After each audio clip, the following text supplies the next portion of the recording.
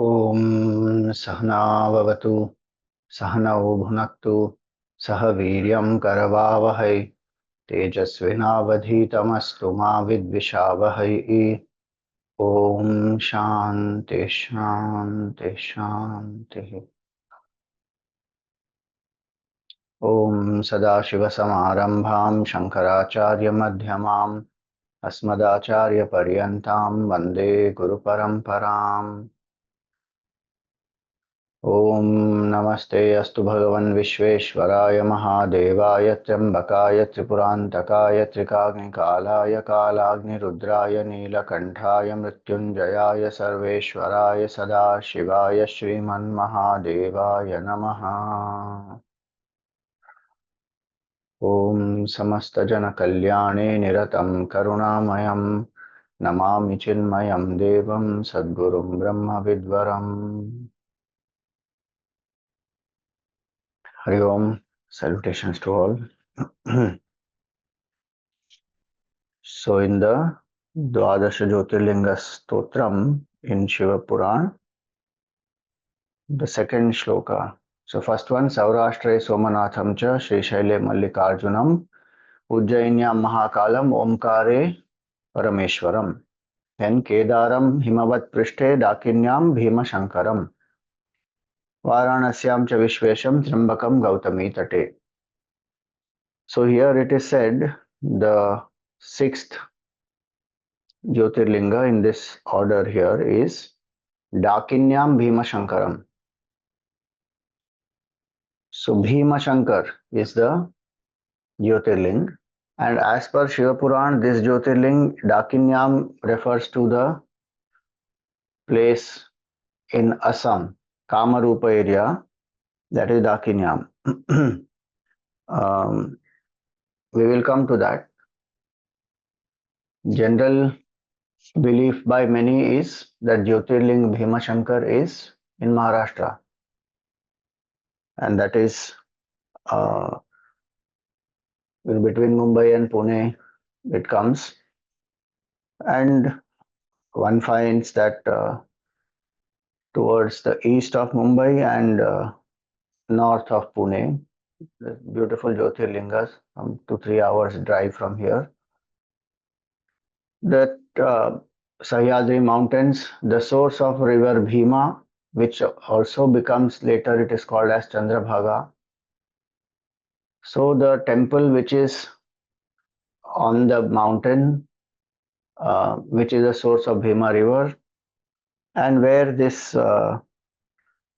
king, so it is said that Bhagwan Shiva killed this Tripurasura and he rested in this place near Bhima river. And that time there was a king called Bhimak who was doing a lot of tapasya there, and Bhagwan manifested to bless him, and then the king has requested Bhagwan to be there. So he is there in the form of Jyotirlinga. So this is one understanding.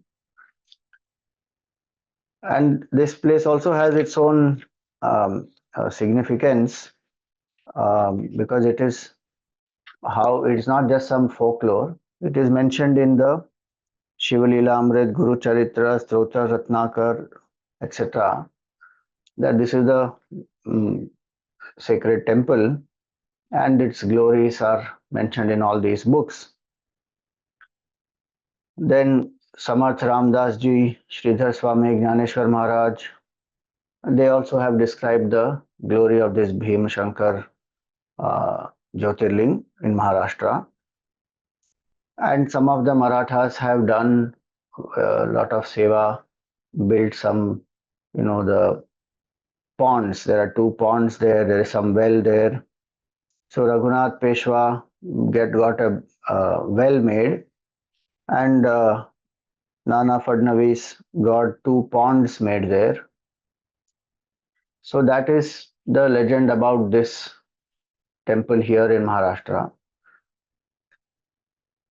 Now in the Shiva Purana, this story, the place is a different place. So there the word comes is Dakinyam.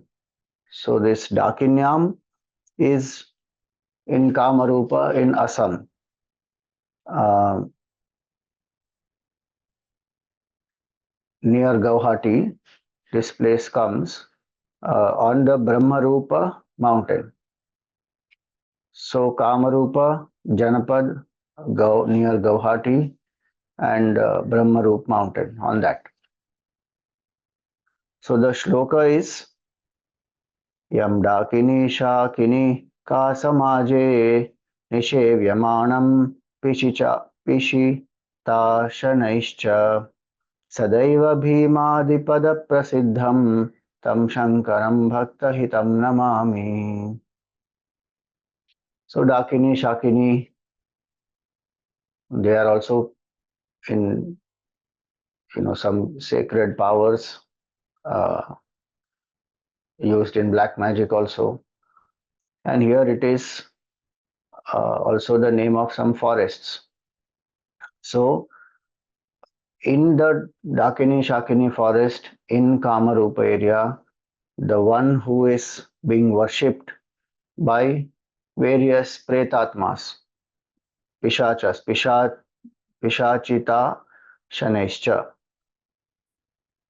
So, and who is ever engaged in the welfare of all, Sadaiva Bhimadipada Prasiddham. Name of the Lord is Bhimashankar. So Tam Shankaram Bhakta Hitam, who is engaged in the welfare of devotees, I prostrate. So the Puranic references of this place, Shiva Puranic references of this place, and there's a story also associated with that, which Sutji is narrating to Shaunak Rishi and other rishis who have gathered there in Naimisharanya.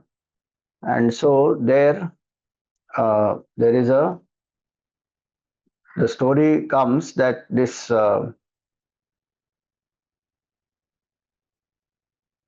there was one very powerful demon called Bhima.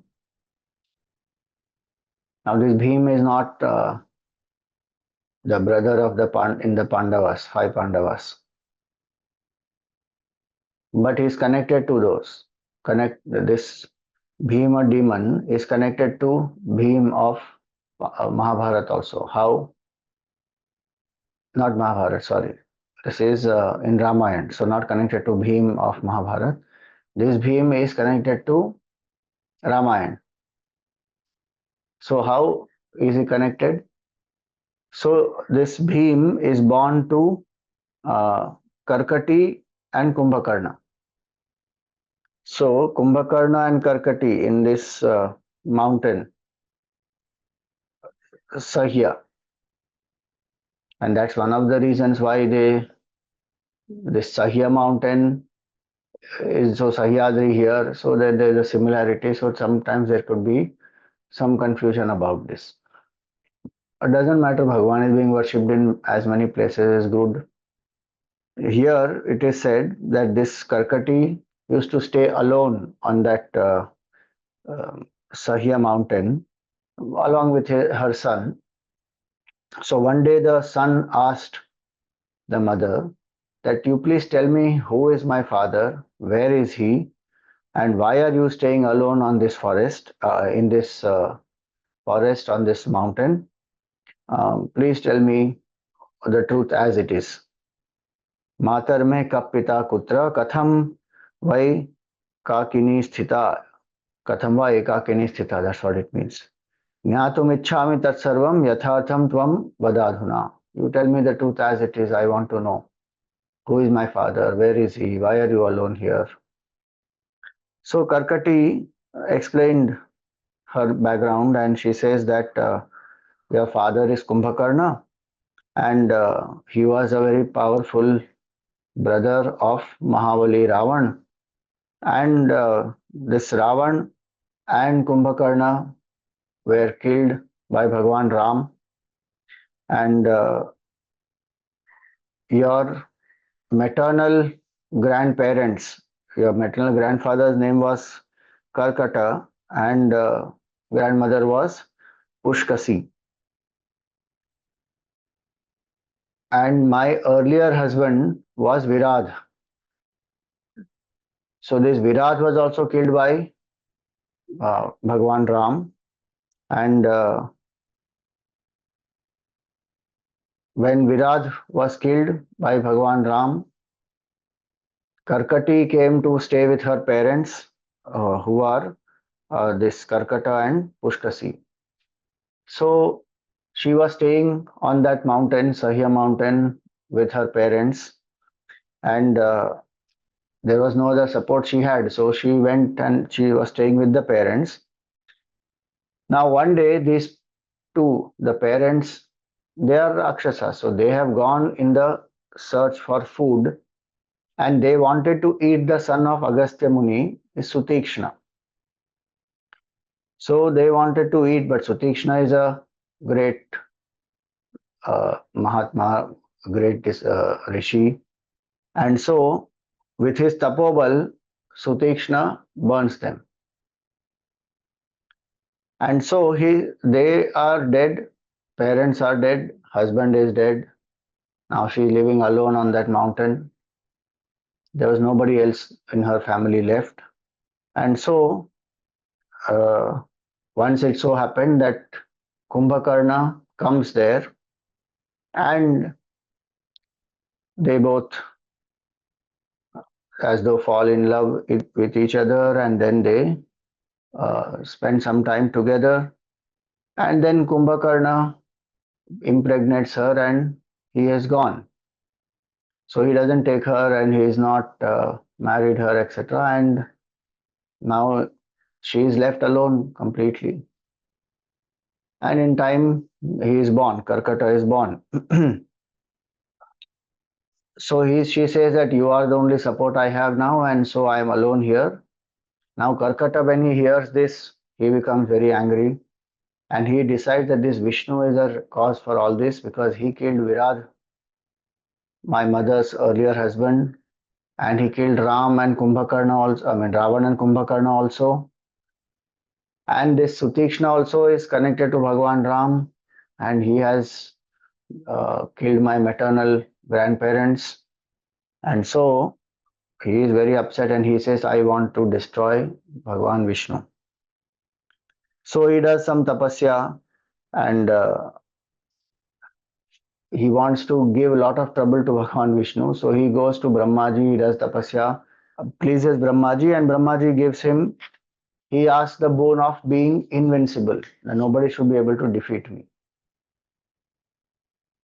In any war, nobody should be able to defeat me. So he says that in all the three worlds, make me invincible. And so Brahmaji blesses him. Now he got the power, he becomes very uh, arrogant, attacks the devatas, drives them out, starts ruling in the Devaloka, and he fights a battle with devatas. In that, he not only defeats them, he defeats Bhagavan Vishnu also. And now, after he has won over the Devalok, he comes on to the earth also, and he starts troubling people there. So it is said he comes to this area called Kamarupa. So there may be a mountain called Sahya as a part of this Brahmapuri range. So it is said that he comes to Kamarupa first, and this Kamarupa is, there is a king called Sudakshina, and that king is a great devotee of Bhagavan Shiva, and he attacks that king first. So when he attacks that king, uh, Brahmaji's boon is there, and that king can't win. Finally, the king has lost, and he starts ruling that kingdom. So when he starts ruling that kingdom, he starts being very adharmic. He does not allow people to worship Bhagavan Shiva. He has become very rude and arrogant, and he has his ego that people should only worship me. He starts destroying temples, doesn't allow them to do their religious practices, and there is atrocities on the devotees. The king has been put into the jail. Now, all of them are in trouble. Devatas are in trouble. People on the earth are in trouble.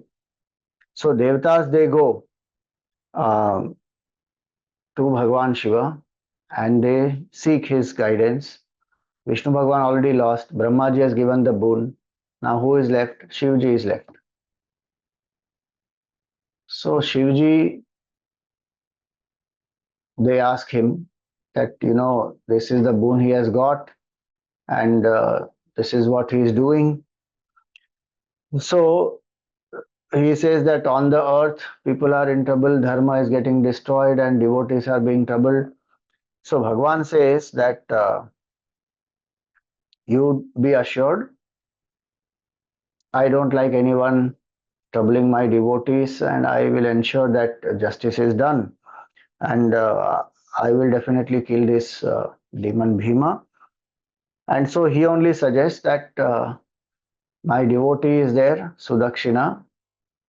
He is in this jail, and this message has to be conveyed to him. And what is that message? That he must worship me in the jail. And so you go and convey this message to him that every day he needs to worship me in the jail where he has been captured and kept. And slowly I will work out a way and Bhima will be destroyed. So now Devatas are very happy and they go and explain this plan to Bhima, to Sudakshina. And the Sudakshina creates, so every day he will create some Parthivalinga with some mud, etc. And then he will start worshipping Bhagwan. Now the news reaches this Bhim.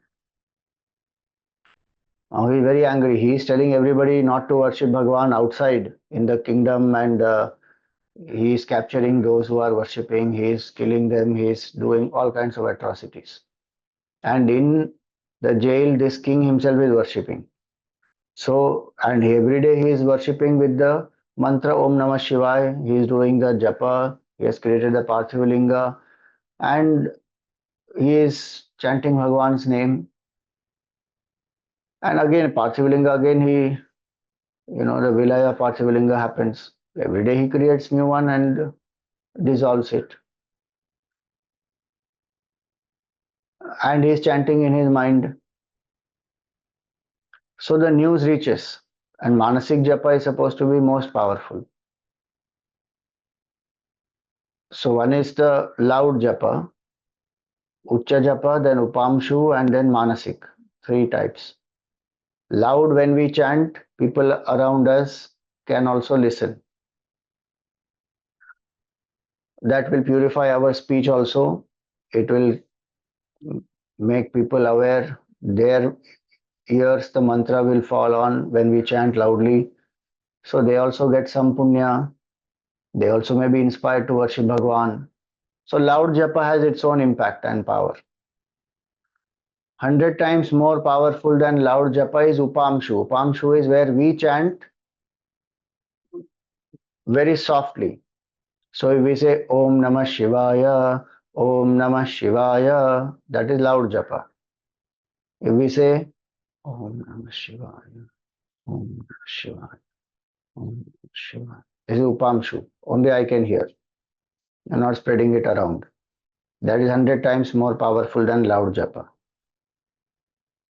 And 100 times powerful than Upamshu japa is Manasik japa. Only done in the mind. No sound, no lip movement, nothing. Every day we have been doing that. First we start loud, then we come to Upamshu, then we do the Manasik japa. Some people ask, should we do loud japa? Because if Manasik japa is that much powerful, then directly I will do Manasik japa only. There is nothing wrong. One can always do Manasik japa. But the way to purify the speech is Bhagwan's name. That's the only method available. Chant Bhagwan's name, his glories, his stutis, leelas, all that. So in few minutes one can begin with loud chanting, then do it, make it soft, and then go to Manasik. So this king was following that. He is doing Om Namah Shivaya ka japa. Now this Bhima is very angry and he comes there, with his sword and he wants to kill the king. So uh, when he comes, he literally attacks and he wants to destroy that Shivlinga that has been made. The moment he lifts his sword, Bhagwan has manifested there and in his Rudra Rupa with his bow and Trishul and all that. So this Bhim tries to attack Bhagwan with his sword because he has the ego that I am invincible, nobody can defeat me. But the boon was nobody can defeat him. It has not said nobody can kill him. And Bhagwan Shiva is the destroyer. So before he can attack, his sword is gone. Bhagwan uses his pinaki, his bow, and he completely disarms him. His sword is destroyed. And he tries to take a Trishul attack. Bhagwan destroys his Trishul also. And finally, this uh, Bhima is killed by the Lord. Now, when he tried to attack the king, when he was absorbed in remembering Bhagwan, and so Bhagwan manifested. And Bhagwan blessed the king. Of course, he got released from there. Bhima got destroyed, and there is beautiful uh, shloka here. Because Naradji comes there, Devatas, they all come when Bhima has been killed. So they all come and they pray to Bhagwan Shiva. Shamyatam Shamyatam Natha Tvaya Vibhramakāraka Trine Kascha Kutharo Vai Hanyatam Shighramev Hi Iti Samprarchita Shambhu Sarvan Rakshoganan Prabhu Hunkarenaiva Chastrena Bhasmasat Kritavan Stada. So a little detail more given here. So before Bhagwan kills him, so he is attacking the Lord with the sword and then with the Trishul, etc. And Bhagwan destroys all that. But so Naradji and Devatas, etc., they come and they say that Bhagwan, why are you fighting with him?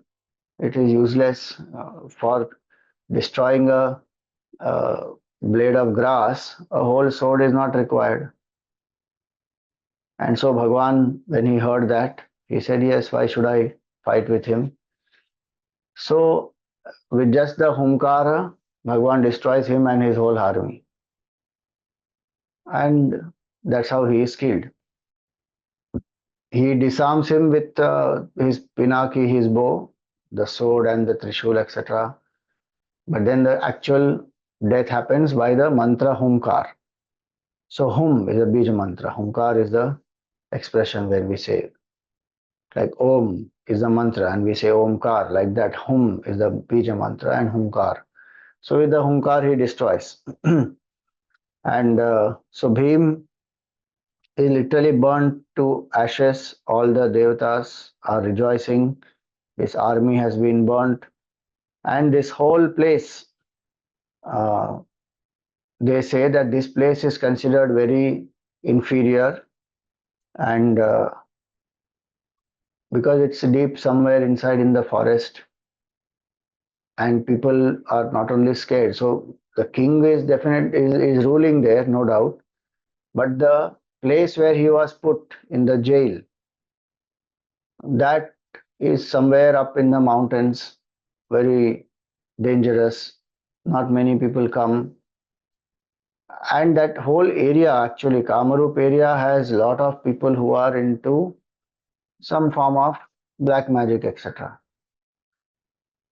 And so they tell Bhagwan that this whole area somehow has been considered not very sacred, etc. Please, you be here and bless the devotees. And hence, when Bhagwan was told that, he accepts. Ayam vai kutsito desha Ayodhya loka dukkhadaha bhavantam cha tada drishtva kalyanam sambhavishyati. When people have your darshan, then their benefit, they will be blessed, they will be benefited. So you please remain here. Bhimashankara namatvam bhavita sarva sadhakaha. Etal lingam sada pujyam sarva papad sarva sarva pad vinivarakam. So in the name of Bhima Shankar, Bhim and Shankar, one who killed Bhima and brought auspiciousness, Bhima Shankar. So you please remain here and bless everybody. Let the welfare of everyone happen through this. So when Bhagwan was told this, Tatraiva Sthitavan Pritya Swatantro Bhakta Vatsalaha. Bhagwan, who is very loving to the devotees, who loves the devotees, but who is Swatantra, who is independent, who has no attachments, that Supreme Lord remained there. So now this is as per the Shiva Purana. What is the learning out of this? Some common learnings in many of the stories where the asuras get power and then they misuse the power to trouble people. So one is when there is great power, then with that one should use the power for the well-being, not to boost one's ego, not for self-glorification, but in service of the people, in service of Bhagwan. And Bhagwan is the one who does not like the devotees to be troubled, and Bhagwan is the one who is pleased when the devotees are served. So when we serve Bhagwan, his devotees, then Bhagwan is pleased. And when we trouble the devotees, Bhagwan is upset. That is another one. Third one is no matter how powerful one may be, Bhagwan is the most powerful one. And how much ever one may think that, I got a boon of immortality, the true immortality comes only through knowledge. Through any method of keeping the body alive, one doesn't get immortality. Any boon one can ask, however creative that boon is, physical immortality is not possible, and it is good that that is not possible. Because finally it is the body which is a shackle actually on the true nature of ours. Forget Atmagnan. Even the people who have had near-death experiences, who have been declared dead, but who have come back into the body. For some time they were declared dead, they went out of the body, and then whatever karmic reasons, they are back into the body.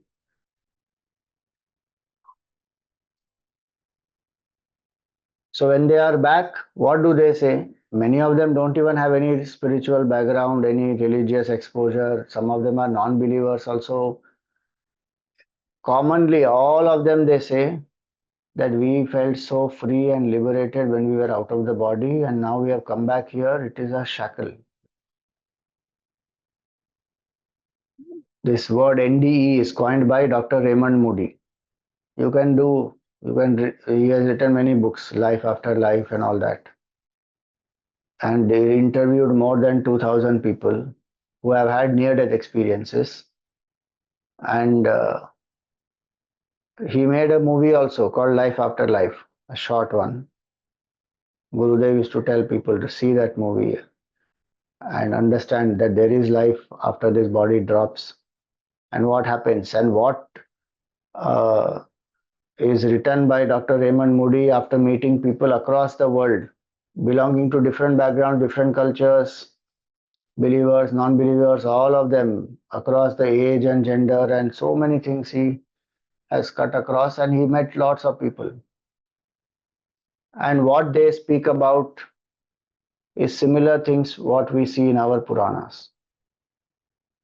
How the jiva drops out of the body, how the jiva is there around the body, how the jiva can experience what the members and people around are going through because they are in astral state. Then at some point the jiva goes ahead from this sphere, passes through a tunnel. There's a light at the end of the tunnel. They feel the whole life of theirs is going in front of them before they exit this plane.